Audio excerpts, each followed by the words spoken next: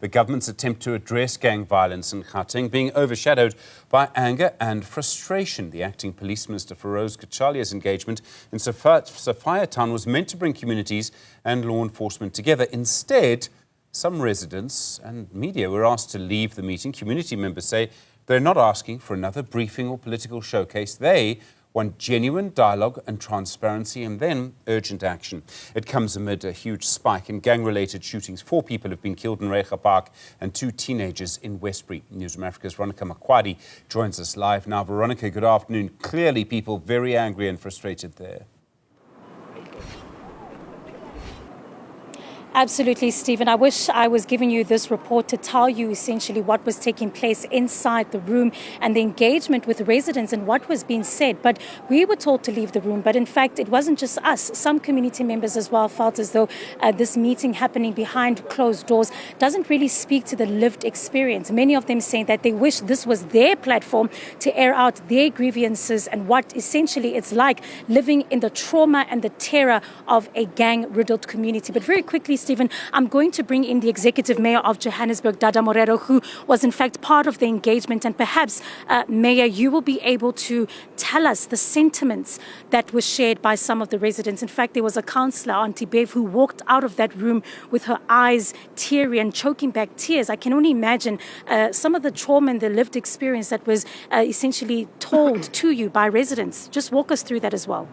No, well, thank you. Communities did raise concerns about their trauma, their daily challenges. I mean, one of them demonstrated that the family can't even sleep. When there's shootings, they have to go out in some other room, which is at least will give them more protection.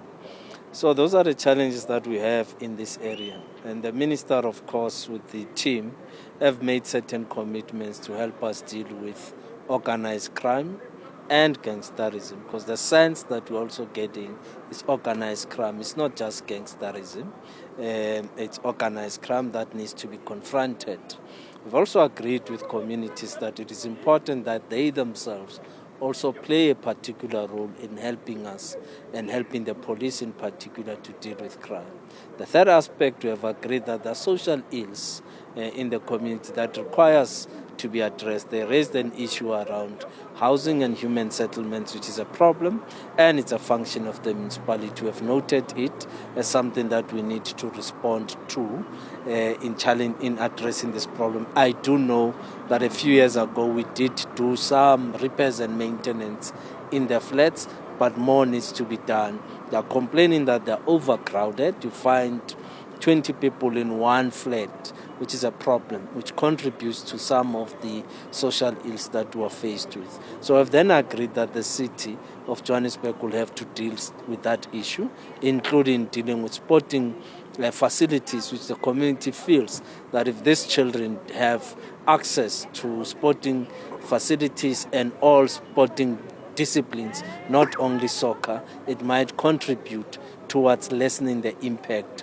of gangsterism in the area. And we know back in September, the acting police minister, Firoz Cachalia, himself said, if you look at the Cape Flats, he said quite, and in fact conceded to the fact that there was no concrete plan to deal with gangsterism in that particular metro. Would you say it is the same for the city of Johannesburg, given what was told by residents today?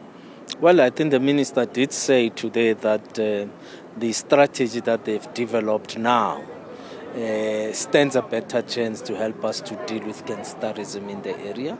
That is why the strategy recognizes that it's not just about gangsterism, it also includes organized crime, drugs being brought into the country, firearms and guns being brought into the country. So it's a national problem, it's a global problem, and that is why the strategy will therefore respond to it holistically.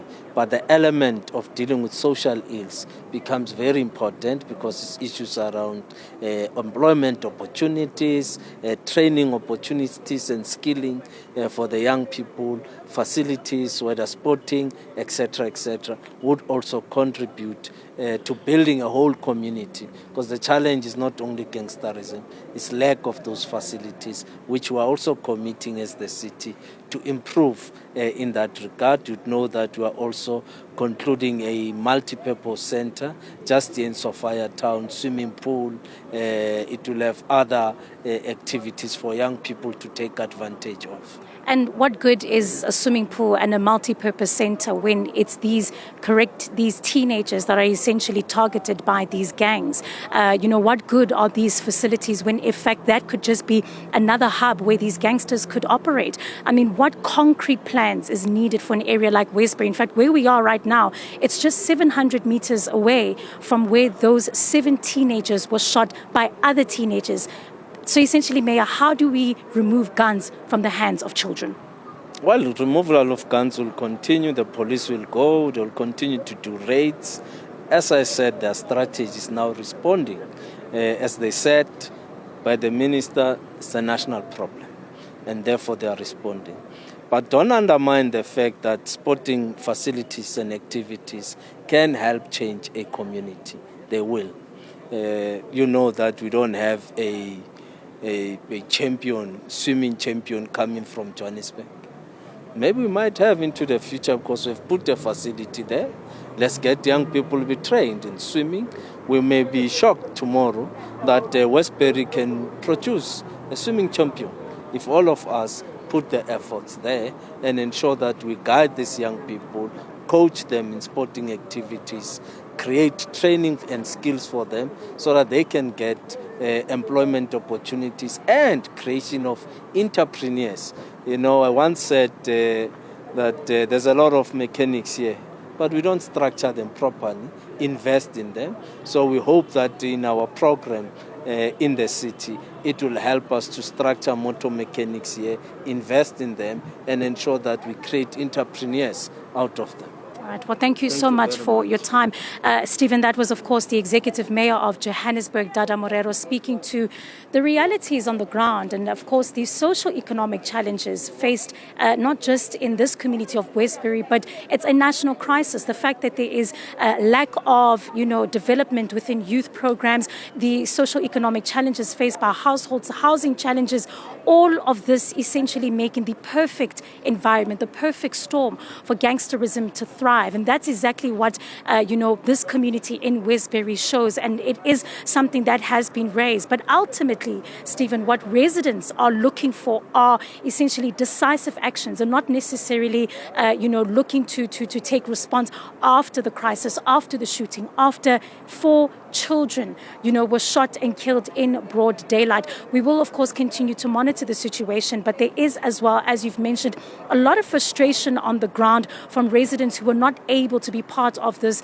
behind-the-door meeting. Many of them saying, why were certain residents and others not allowed? Why other community members were selected? And this all speaks to the fact that they need transparency and they need that community involvement. And this has also been a part of that frustration, saying that why as well is this meeting happening at the headquarters of the Johannesburg Metro Police Department and not in the streets of Westbury, not in a community hall or on the grounds where they say, in fact, it should be officials that should be able to go out into those communities to see and experience the lived reality of what happens in this community. As I said earlier, one of the councillors walking out of that room, choking back tears. And when I asked her, what has been said, why are you coming out so emotional? She could only simply say, it's just too much. Our children do not have a future at this point. And that is what she said. But for now, we'll continue to monitor what the feedback is from the minister here as we also track his movements back in Reiger Park. Back to you.